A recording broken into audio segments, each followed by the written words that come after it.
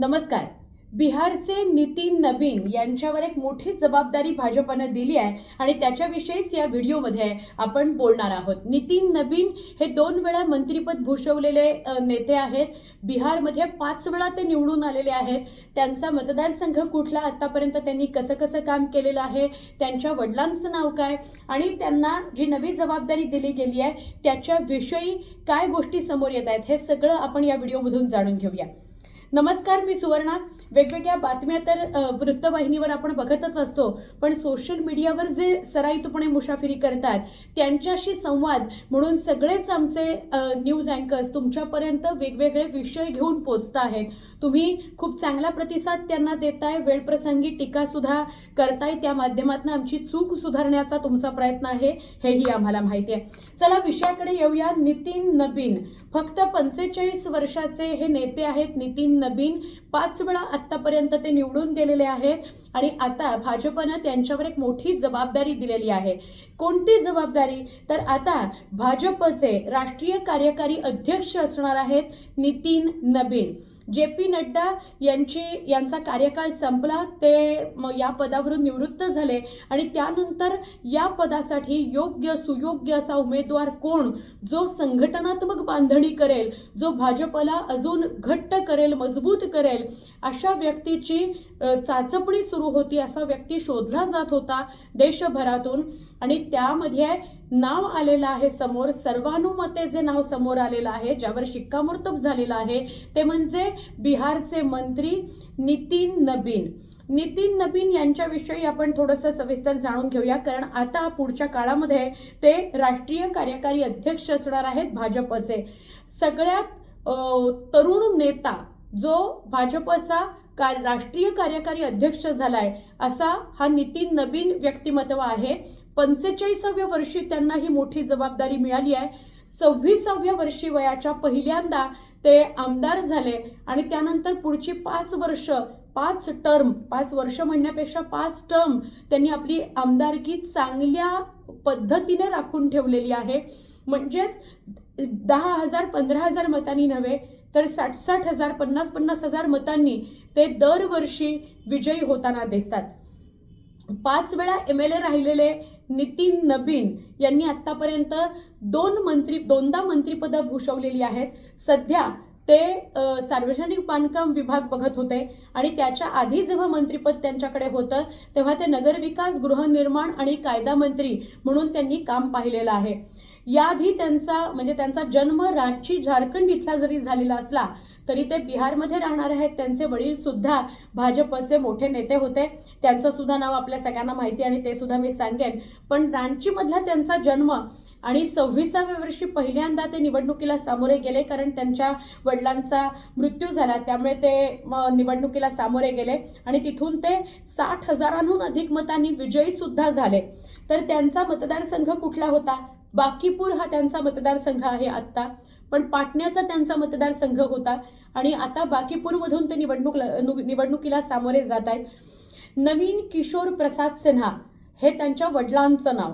ते सुद्धा भाजपचे जुने जाणते नेते होते आणि त्यानंतर म्हणजे त्यांच्या जाण्यानंतर नितीन नबीन हे 26व्या वर्षाचे असताना पटना पश्चिम इथून विधानसभा निवडणुकीला सामोरे गेले आणि जसं मी म्हटलं मगाशी की 60,000हून अधिक मतांनी ते विजयी सुद्धा झाले.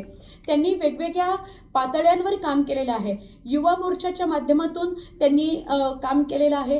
त्यानंतर ते 5 टर्म्स म्हणजे 25 वर्ष ते आमदार म्हणून काम करताना दिसले. जसं त्यांच्या वडिलांचा हातखंडा होता की लोकांना बांधून ठेवायचं, तसंच ह्यांचा सुद्धा हातखंडा राहिला. अत्यंत संयमी नेतृत्व आहे, मितभाषी आहेत, पण लोकांशी त्यांचा खूप चांगला आणि तगडा संबंध आहे. त्यांनी लोकांना बांधून ठेवलेला आहे आणि त्यामुळे यावेळेला सुद्धा ते जेव्हा निवडणुकीला सामोरे गेले आणि निवडून आले तेव्हा सुद्धा जो फरक होता मतांमधला तो 51,000च्या आसपास फरक होता जेव्हा ते निवडून आले. तर त्यामुळे ते सगळ्यांचे आवडते शिस्तप्रिय असे नेते असल्या कारणाने त्यांची निवड राष्ट्रीय कार्यकारी अध्यक्ष म्हणून करण्यात आलेली आहे. नुकत्याच झालेल्या निवडणुकीमध्ये 51,000 मतांचा फरक हा अधिक लक्षणीय होता, कारण 5व्यांदा निवडणुकीला सामोरं जायचं आणि त्यात एवढ्या मोठ्या फरकाने विजयी व्हायचं ही काही खाण्याची गोष्ट नव्हती. भाजपचा मोठ्या संघटनात्मक पुनर्रचनेचा विचार असल्या कारणाने हा बदल आपल्याला बघायला मिळतो की त्यांच्यासारख्या एका यंग व्यक्तीची, एक यंग नेत्याची निवड राष्ट्रीय कार्यकारी अध्यक्ष म्हणून करण्यात आलेली आहे. पक्ष बांधणीच्या प्रत्येक पदावर त्यांनी आतापर्यंत काम केलेलं आहे नितीन नबीन यांनी. तर युवा मोर्चाचं सुद्धा त्यांनी काम केलेलं आहे. पक्ष बांधणीचा, लोक जोडण्याचा त्यांचा अनुभव खूप दांडगा राहिलेला आहे. गेल्या 25 वर्षातला तो अनुभव आहे भाजपचा.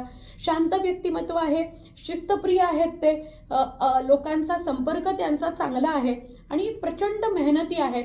त्यामुळे जी दिलेली जबाबदारी आहे ती अत्यंत चोखपणे पार पाडायची हा त्यांचा स्वभाव असल्या कारणाने भाजपच्या वरिष्ठ नेतृत्वाने त्यांची निवड केलेली आहे.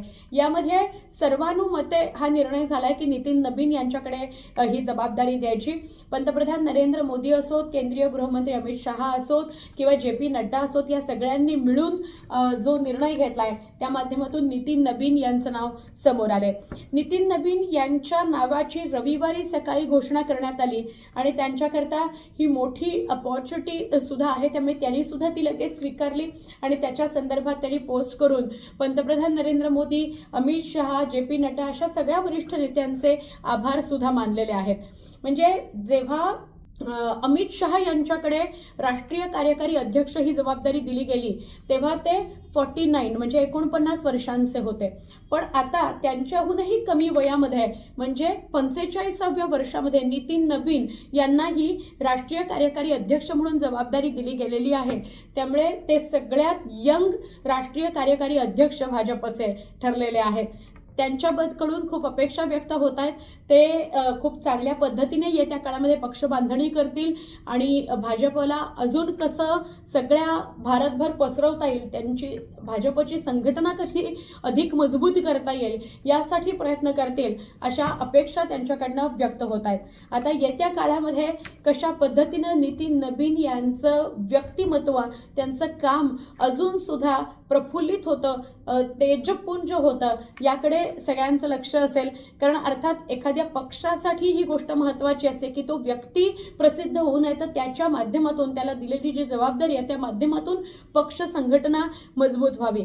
बघूया येत्या काळात काय काय घडामोडी घडतात. नितीन नबीन यांच्याविषयी तुमच्याकडे काही खास मुद्दे असतील किंवा काही त्यांच्याविषयीची माहिती असेल आमच्यापर्यंत नक्की पोचवा.